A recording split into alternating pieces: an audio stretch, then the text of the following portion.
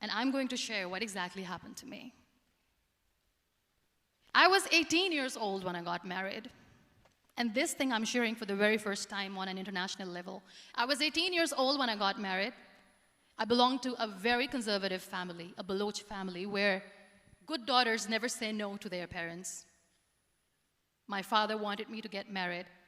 And all I said was, if that makes you happy, I'll say yes.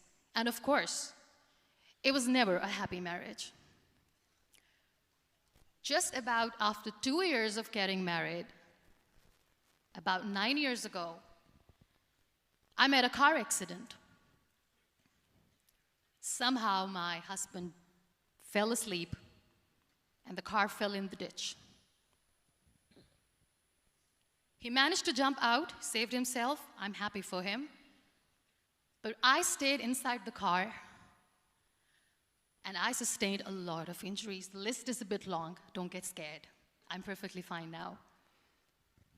Radius ulna of my right arm were fractured. The wrist was fractured. Shoulder bone and collarbone were fractured. My whole rib cage got fractured. And because of the rib cage injury, lungs and liver were badly injured. I couldn't breathe. I lost urinary bowel control. That's why I have to wear the bag wherever I go. But that injury that changed me and my life completely as a person and my perception towards living my life was the spine injury. 3 vertebrae of my backbone were completely crushed, and I got paralyzed for the rest of my life. So this accident took place in a far-flung area in the outskirts of a very small province, Balochistan, where there was no first aid, no hospital, no ambulance. I was in the middle of nowhere in that toppled car. Many people came to rescue. They gave me CPR. They dragged me out of the car. And while they were dragging me out, I got the complete transection of my spinal cord.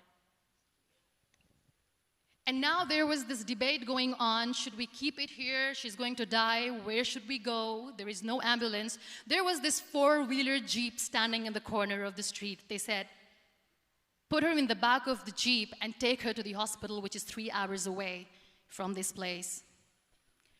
And I still remember that bumpy ride. I was all broken. They threw me at the back of the Jeep and they rushed me to the hospital. That is where I realized that my half body was fractured and half was paralyzed.